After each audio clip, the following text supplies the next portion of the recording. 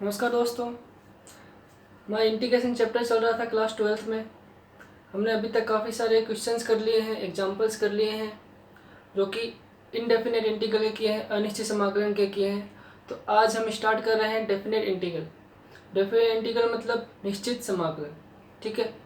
तो इसके अंदर क्या है कि जब इंडेफिनेट इंटीग्रल में हम कांस्टेंट सी का यूज कर रहे थे, बस इसके अंदर क्या कांस्टेंट सी यूज नहीं करेंगे, क्योंकि एक निश्चित वैल्यू मिलेगी हमें इसके अंदर। क्यों? क्योंकि हम इसके अंदर इंटीग्रेशन के अंदर लिमिट्स का यूज करेंगे। आइए देखते हैं। मैंने यहाँ पर एक डेफिनेशन लिखी गई है कि definite integral is denoted by integral a to b f x और dx, where dx is the variable of integral. x के रेस्पेक्ट में हमारे क्या होगा, ये इंटीग्रल होगा। जहाँ पर मैंने लिखा a is the lower limit, जो नीचे की तरफ लिखी गई इसलिए उसको क्या लिखा है, लोअर लिमिट लिखा गया है। ऊपर की तरफ जो लिखी गई उसको क्या लिखेंगे हम, अपर लिमिट, ठीक है। इसमें लिमिट दी गई होगी तो हमें जो इंटीग्रल की जो वैल्यू मिलेगी वो क्या एक फाइनाइट वैल्यू मिलेगी, इंडेफिनेट नहीं मिलेगी। मतलब फाइनल कुछ ना कुछ इसका आंसर मिलेगा, एक संख्या के अंदर मिल सकता है किसी पे, ठीक है। तो वो देखेंगे हम। The definite integral is introduce as the limit of sum, जितनी भी जो लिमिट है उसका सम ही हमें क्या मिलेगा, इसके अंदर इंटीग्रल मिलेगा। If it has an anti derivative F in the interval, जैसा कि मैंने आपको बता चुका हूँ, जो डेरिवेटिव होता है यानी कि अवकलन होता है, एक एंटी डेरिवेटिव यानी कि रिवर्स प्रोसेस होते हैं, यानी डिफरेंशिएशन और इंटीग्रेशन एक दूसरे के रिवर्स प्रोसेस होते हैं। कोई भी इंटीग्रल दे रखा है, सॉरी इंटरवल दे रखा है, then F is equal to F of B minus F of A, यानी कि जो आपका जो इंटीग्रल दे रखा है ए टू बी लिमिट के लिए, उसका जो आंसर आएगा upper limit minus lower limit. एक चीज ध्यान रखिएगा, अभी तक जितने भी अपन ने एग्जांपल करे, आप सभी एग्जांपल्स के अंदर जो लिमिट्स लगा रहे हो आप लिमिट लगा देना, जो फाइनल आंसर आया है उसी के अंदर लिमिट पुट कर देना, तो आपका वो डेफिनेट इंटीग्रल बन जाएगा, ठीक है। द डेफिनेट इंटीग्रल इज, ये जो a to b f x d x है, ये एरिया अंडर द कर्व होता है। यानी कि यदि आपके पास में कोई एक्स एक्सिस और वाई एक्सिस पर इस तरीके से कोई कर्व है, तो इसके अंडर के अंदर यानी कि A to B C O D के अंडर में जो भी कर्व होगा वही क्या होगा, एरिया अंडर द कर्व, यानी कि आपका डेफिनेट इंटीग्रल होगा, ठीक है। यहाँ पे एक्स है, एक्स के रेस्पेक्ट में यदि इंटीग्रल हो रहा है तो वो एक्स की वैल्यूज को डिनोट करेगा, और वाई के रेस्पेक्ट में यदि इंटीग्रल होता है तो वाई को डिनोट करता है। तो इसके लिए फाइनल हम a to B integral F x is equal to F of B minus F of A लिख सकते हैं, जहाँ पर प्लस सी कोई कॉन्स्टेंट नहीं आएगा। क्यों? क्योंकि हम फाइनाइट वैल्यू ही फाइंड करेंगे इसमें, ठीक है। तो ये तो ही इसकी स्ट्रक्चर हो गया इंटीग्रल, डेफिनेट इंटीग्रल का। आगे हम एग्जांपल से देखते हैं इसको सोल्व कैसे करना है, क्वेश्चंस कैसे करने हैं। मैंने आर डी शर्मा के कुछ क्वेश्चंस लिए हैं यहाँ पर, उन्हीं को सोल्व हम करेंगे डेफिनेट इंटीग्रल लिमिट्स पुट करके। ओके, चलो हम आगे करते हैं इसको। देखिए हमें यहाँ पर कुछ एक सिंपल सा एग्जांपल लेते हैं। जैसे कि आपका कोई आई है, इंटीग्रल है a टू बी 4 to 9 उसकी लिमिट दे रखी है, और 1/रूट में x और dx है। ये सबसे सिंपल इंटीग्रल है जिसका हम फाइनाइट वैल्यू फाइंड आउट करने यानी कि डेफिनेट इंटीग्रल करना है। क्वेश्चन के अंदर ऐसे लिखा गया कि फाइनाइट है या इनफाइनाइट है या इनडेफिनेट है। इसी लिमिट लगी हुई है तो इसका मतलब क्या है, इसकी वैल्यू जो निकलेगी फाइनाइट निकलेगी। यदि लिमिट नहीं लगी हुई है तो क्या होगा कि वो इनडेफिनेट इंटीग्रल निकलेगा। तो देखिए 4 to 9 है, 1/√x को क्या लिख सकता हूँ मैं, x की पावर हाफ लिख सकता हूँ ऊपर ले जाके, माइनस हाफ और dx। अब जैसे कि आप लोगों को पता है x की पावर n का फॉर्मूला क्या होता है, x की पावर n+1 और डिनोमिनेटर में n+1 होता है। इनडेफिनेट इंटीग्रल में क्या करते थे हम लोग, बस यहीं पे छोड़ देते थे प्लस सी लगाकर, लेकिन क्या है कि हमें प्लस सी नहीं लगाना है। क्यों? क्योंकि हमें यहाँ पर लिमिट दे रखी है, तो लिमिट लगा देंगे हम 4 to 9। इसको जब हम सोल्व करेंगे तो कितना आ जाएगा, ये हाफ आएगा। देखो ये तो एक खुद वैल्यू है, तो इसकी तो क्या निकलेगी, इसी तो खुद एक फाइनाइट वैल्यू है, तो x पर लगानी है ना, तो x पर ही लगेगी, ये x की वैल्यू होगी, ठीक है। तो कितना आ जाएगा ये आएगा आपके अंडर रूट में x और 4 to 9। तो आप जैसे इसको सोल्व करोगे, x की पहले अपर लिमिट लगनी है आपको, ठीक है, और फिर लगनी है आपको लोअर लिमिट, यानी कि जो नीचे दे रखा है सबसे पहले जो बॉटम में दे रखा है वो लास्ट में रखेंगे, और सबसे पहले किसको रखेंगे, जो हेड पर दे रखा है वो हेड की लिमिट। तो इसको हम इस प्रकार से लिखते हैं 3 माइनस 2, तो देखोगे आप 9 किसका अंडर रूट होता है 3 का, तो 3 में से 2 जाएंगे, कितना बचेगा 2 ही बचेगा। यानी कि देखिए यदि हम इनडेफिनेट इंटीग्रल करते तो हम सिर्फ इतना ही करके छोड़ देते, यहाँ पर ये 4 और 9 नहीं लगाते और प्लस से कोई कांस्टेंट वैल्यू लगा देते, तो यही हमारा आंसर हो जाता। लेकिन क्या है कि हमें यहाँ पर लिमिट्स आर गिवन, लिमिट हमें दी गई है तो हमें क्या है लिमिट ही लगानी है। लिमिट लगाओगे तो कोई ना कोई वैल्यू इसकी फाइनाइट वैल्यू ही निकलेगी, इसलिए इसी को हम बोलते हैं फाइनाइट इंटीग्रल। ठीक है, कुछ एग्जांपल और लेते हैं हम देखते हैं कैसे और कर सकते हैं आप इसको। देखिए जैसे कि कोई क्वेश्चन लिखा हुआ है 0 to π/2 है, ठीक है, sin x और dx है, इसकी वैल्यू फाइंड आउट करनी है आपको। क्या क्या है, हमें पता है कि जो sin x होता है उसका समाकलन करते हैं इंटीग्रल करेंगे तो क्या आएगा आपका cos x आएगा, लेकिन cos x भी कैसा माइनस के अंदर आता है। ठीक है, तो ये यदि ये इनडेफिनेट होता अनिश्चित समाकलन करते तो सिर्फ इतना ही करके छोड़ देते और प्लस सी लगाते, लेकिन हम क्या कर रहे हैं यहाँ पर डेफिनेट इंटीग्रल फाइंड आउट कर रहे हैं, तो आप लिमिट पुट कर दिए 0 to π/2। ठीक है, जैसे ही आप इसको करोगे ये माइनस बार, पहले क्या रखना है अपर लिमिट cos π/2 माइनस फिर लोअर लिमिट। अब आप देखोगे कि इसकी वैल्यू कितनी हो जाएगी, cos π/2 कितना होता है 0 होता है और cos 0 कितना होता है 1 होता है, तो इसका आंसर कितना आ जाएगा सिर्फ 1 ही आ जाएगा। और एग्जांपल्स करते हैं जिससे आपको जो डेफिनेट इंटीग्रल है वो सब क्लियर हो जाएगा। जितने भी अभी तक जितने भी मेथड्स अप्लाई करे हैं हमने इंटीग्रल चैप्टर के अंदर, वो सारे के सारे मेथड हमें क्या है कि यहाँ पे वापस फॉलो अप करने हैं। बस उसके अंदर क्या होगा, आपको लिमिट्स पुट करनी है, जितने भी आंसर आए उसमें लिमिट्स पुट कर दीजिएगा तो फाइनाइट वैल्यू आपको आ जाएगी। ओके, नेक्स्ट क्वेश्चन की तरफ चलते हैं। देखिए ये क्वेश्चन मैंने आपको इनडेफिनेट इंटीग्रल में करवाया है, बस मैंने यहाँ पे क्या है कि लिमिट्स लगा दी है। क्या करा मैंने इसमें से b² जो है मैंने इसको कॉमन ले लिया है। ठीक है, आप लोगों को क्या है देखो जितने भी इंटीग्रल के जो इनिशियली जो मैंने फॉर्मूलेस बताए थे 1 + x² का इंटीग्रल क्या होता है tan inverse x sin x क्या होता है cos x, तो उस फॉर्म के अंदर उन फॉर्म्स के अकॉर्डिंग हमें क्वेश्चन को बनाना है। ठीक है, तो 1 b² कॉमन ले लिया तो बाहर आ जाएगा, तो ये a² बटे b² + x² हो जाएगा। ठीक है, इसको हम इस प्रकार से लिख सकते हैं a/b का होल स्क्वायर प्लस x²। तो आप यहाँ पर देखेंगे कि ये इसको यदि आप इससे कंपेयर करोगे dx अपॉन में a² प्लस x² से कंपेयर करोगे तो ये एक फॉर्मूला है, स्पेशल फॉर्मूला है।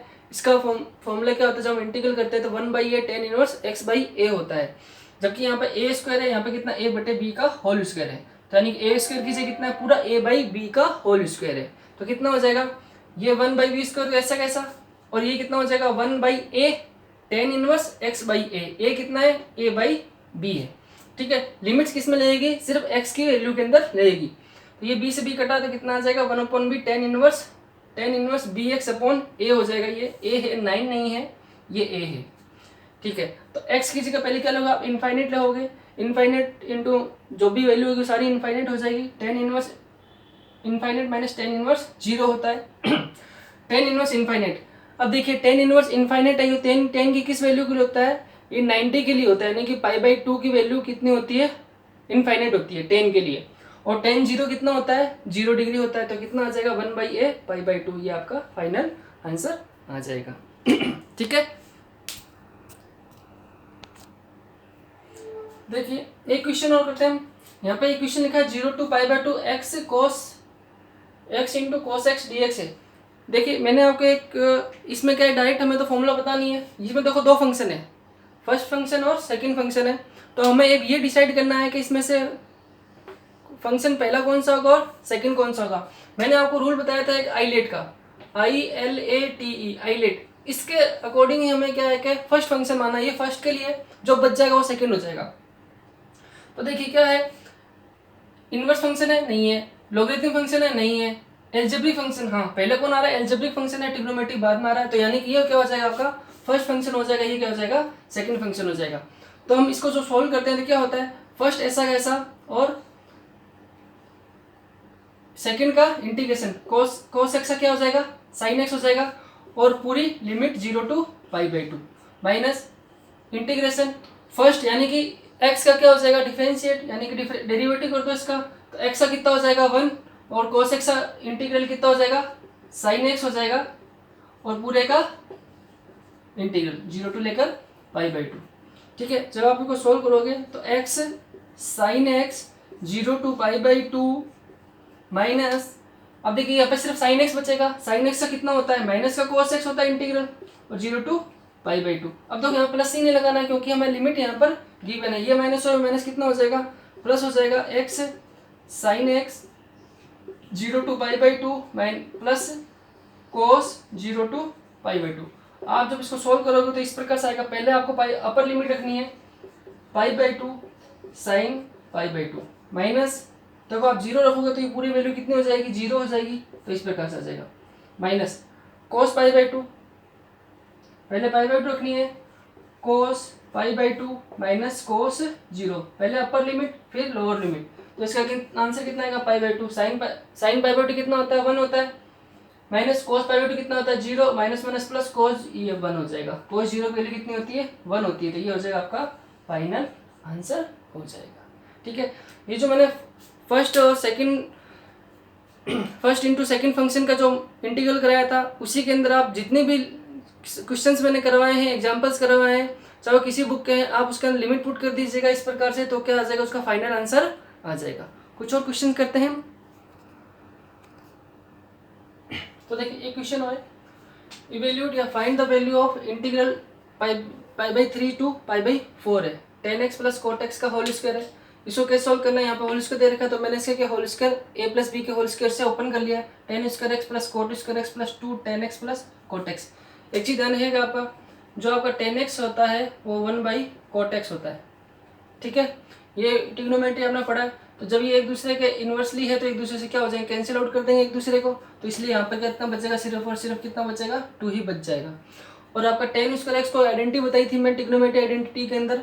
tan स्क्वायर x को क्या लिख सकते हैं, sec स्क्वायर x माइनस 1, और cot स्क्वायर x को क्या लिखते हैं, cosec स्क्वायर x माइनस 1 लिख सकते हैं।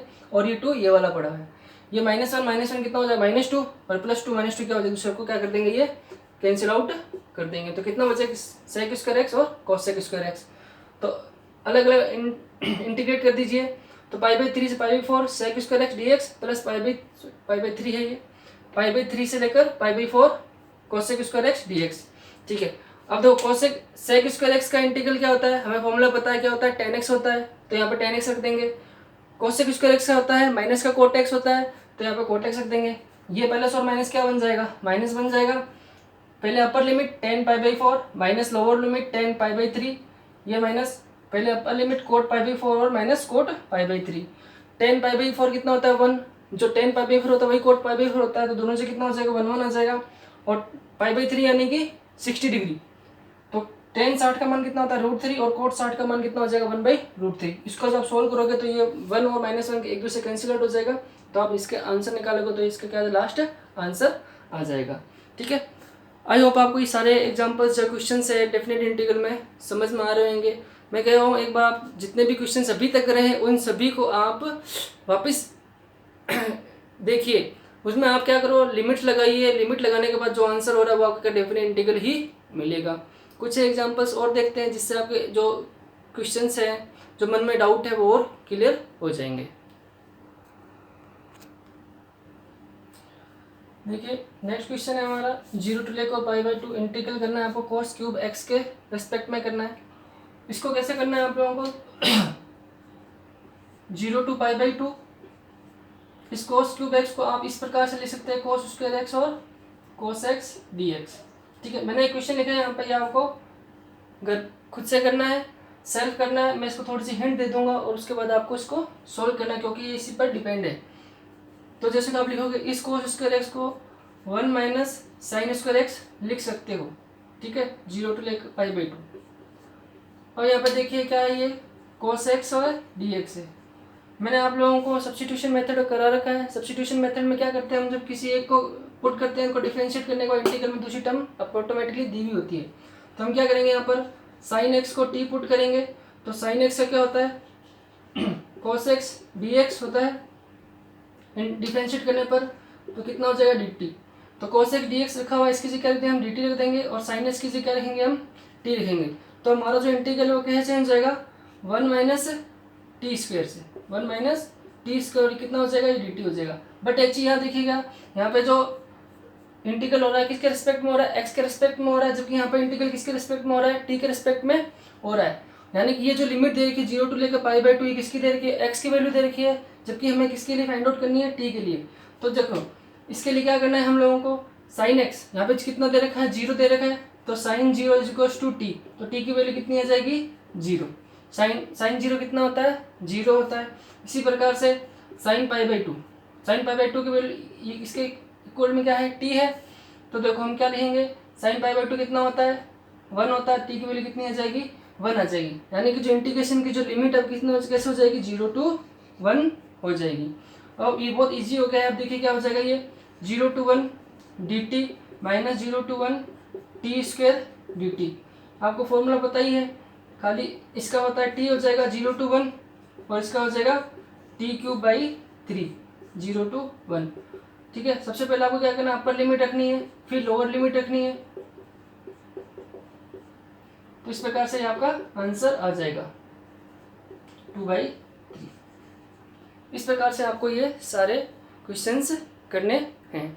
आई होप आपको जितने भी ये कंसेप्ट दे रहा हूँ, जितना भी कंटेंट दे रहा हूँ आपके लिए यूजफुल हो, लेकिन ये यूजफुल तभी होगा जब आप इसके लिए और प्रैक्टिस करोगे। ठीक है, यहाँ पे क्वेश्चन दे रखा है 0 टू π/6 cos x और cos 2x दे रखा है। मैं यहाँ पे सिर्फ हिंट दे रहा हूँ, आपको क्वेश्चन सेल्फ सॉल्व करना है। ये जो डबल एंगल का जो फॉर्मूला है इसको आप क्या रख दोगे, 2 cos² x - 1 रख देना और आपके क्या हो जाएगा, ये ऑटोमेटिकली सॉल्व हो जाएगा, क्योंकि कुछ इस प्रकार से बनेगा। ठीक है, देखिए नेक्स्ट क्वेश्चन करते हैं। नेक्स्ट क्वेश्चन इस प्रकार से दे रखा है, लिमिट दे रखी है 0 टू 1 दे रखी है 1 - x और डिनोमिनेटर में दे रखा है 1 + x दे रखा है। ठीक है, तो आप इसको कैसे सॉल्व करोगे, कैसे सॉल्व करना है कि जो इसमें 2 टर्म है इसको 2 टर्म्स के अंदर अलग अलग जो डिनोमिनेटर है उससे क्या कर दिए, भाग दे दीजिए, आप डिवाइड कर दीजिए, तो 1/1 + x बन जाएगा, ये टर्म बन जाएगी, और इधर से क्या बन जाएगी, x/1 में 1 + x या x+1 एक ही बात है। फिर आप क्या करिएगा, जो सेकंड टर्म है इसके अंदर क्या 1 कर दीजिए और -1 कर दीजिए, इससे क्या होगा, ये और रिड्यूस हो जाएगा। तो देखो यहाँ पे 0 टू 1, यहाँ से तो dx/x+1, और फिर वापस क्या कर दीजिए, आप 2 टर्म में आपको डिवाइड कर दीजिए, तो x+1 एक टर्म ले लीजिए और dx/x+1 यहाँ पे ले लीजिए। तो यहाँ से जो x+1 और जो x+1 है क्या कैंसिल आउट हो जाएगा, और यहाँ पे देखिएगा 0 टू 1 dx/x+1 है, यहाँ पे भी प्लस 0 टू 1 dx/x+1 है, तो ये सेम टर्म है, तो 1 और 1 कितना हो जाएगा, 2 हो जाएगा, 2 dx/x+1 हो जाएगा। यहाँ से कितना बचेगा, सिर्फ dx बचेगा। आप लोगों को इंटीग्रेशन का फॉर्मूला पता है, dx/1/x कितना होता है, log x होता है, तो यहाँ पर x की जगह कितना है, x+1 है, कोई फर्क नहीं पड़ना, तो कितना हो जाएगा, ये log x+1 हो जाएगा। लिमिट आप लगाना मत भूलिएगा 0 टू 1, और dx से कितना हो जाएगा, x 0 टू 1 हो जाएगा। तो x की पहले अपर लिमिट रखोगे 1। ठीक है, जब 1 रखा तो 1 और 1 कितना, पहले अपर लिमिट 1 + 1, फिर log 0 + 1, और यहाँ पे भी लिखोगे पहले अपर 1 - 0 फिर लोअर। ठीक है, तो देखो 1 और 1 कितना हो जाए, 2, log 0 0 होता है, log 1 भी ये कितना बचेगा, log 1 बचेगा, तो log 1 कितना होता है, log 1 की वैल्यू होती है आपके 0 होती है। तो इसी प्रकार से क्या हो जाएगा, ये 2 log 2 - 1 आ जाएगा, तो 2 log 2 का आप क्या लिख सकते हो, 4 लिख सकते हो। ये पावर होती है, ये जो log के आगे जो भी लिखी है तो उसको log के साथ में जो लिखा है उसको पावर के अंदर लिख सकते हैं। ठीक है, आई होप आपको ये भी समझ में आया होगा। इस प्रकार से आपको डेफिनेट इंटीग्रल के क्वेश्चन से आपको सॉल्व करने हैं। कुछ क्वेश्चंस मैं यहाँ पर लिख रहा हूँ जिसको क्या है कि आपको सेल्फ उस पर प्रैक्टिस करनी है, जिससे आपको डेफिनेट इंटीग्रल जो वो क्लियर हो जाएगा। देखिए ये क्वेश्चन मैंने लिया है, पार्शियल फ्रैक्शन का लिया है। जैसे कि मैं आपको पार्शियल फ्रैक्शन करा सकता हूँ, तो 0 टू 1 और dx/x+1 x+2 है, तो हम इसको क्या कैसे लिख सकते हैं, पार्शियल फ्रैक्शन में a डिकम्पोज करा हमने इसको a/x+1 + b/x+2 से। a की वैल्यू b की वैल्यू फाइंड आउट करना बताया हुआ है। यदि आप a के नीचे क्या लिखा है, x+1 लिखा हुआ है, तो x = -1 पुट करना है कहाँ पर, लेफ्ट हैंड साइड में, बट आप जिसको पुट करो वो वाली वैल्यू आप छुपा लोगे, यानी कि x+1 में नहीं रखोगे, उसको हाइड कर लेना है, रिमेनिंग टर्म में आप रख देना। इसी प्रकार से x+2 है तो x = -2 रखना है कहाँ पर, लेफ्ट हैंड साइड में, बट उस वाले फैक्टर को आप छुपा लीजिएगा, हाइड कर लीजिए, अदरवाइज क्या हो जाएगा, वो 0 होके पूरी LHS को क्या कर देगा, इनफाइनाइट कर देगा। तो इसी प्रकार से a इक्वल्स टू -1 आया, b 2 आ गया। तो इस प्रकार से हम इस वाली टर्म को a और b की वैल्यू इसके अंदर पुट कर दी है। इस इक्वेशन में क्या करेंगे, हम इंटीग्रेट कर देंगे दोनों तरफ गिवन लिमिट के साथ के अंदर। तो यहाँ पे हमें दो टर्म मिल जाएगी इंटीग्रेशन की, 1/x+1 और dx/x+2। हमें 1/x का इंटीग्रेशन पता है, आता है कितना होता है, log x होता है। तो यहाँ पर भी 1/x+1 का कितना हो जाएगा, log x+1, और x+2 का इतना हो जाएगा, log x+2 हो जाएगा। लिमिट रख देनी है, लिमिट करने के साथ में आप इसको इस तरीके सोल्व कर सकते हो। पहले अपर लिमिट ही रखनी है, फिर लोअर लिमिट ही रखनी है।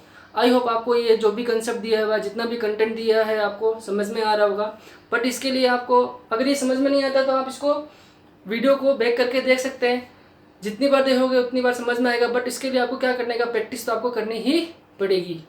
तो आप लोगों को तो रिक्वेस्ट है, आप प्रैक्टिस करते रहिए। जितना और प्रैक्टिस करोगे, जितने भी कंसेप्ट बताए हैं, जितने भी कॉन्सेप्ट कंटेंट दिया है, या जितने भी फॉर्मूले आपको याद करवाए हैं, वो सारे के सारे याद हो जाएंगे। शर्त यही है, एक ही कंडीशन है कि आपको ये प्रैक्टिस करनी पड़ेगी, क्योंकि मैथ का मतलब ही है, जितना आप रिटन वर्क करोगे, जितनी आप प्रैक्टिस करोगे, उतना ही आपको समझ में आएगा। ठीक है, मैं इस टॉपिक को एक बार यहीं पे रोक देता हूँ। इसके बाद हम डेफिनेट इंटीग्रल के कुछ और कॉन्सेप्ट सीखेंगे नेक्स्ट वीडियो में। Okay, thank you.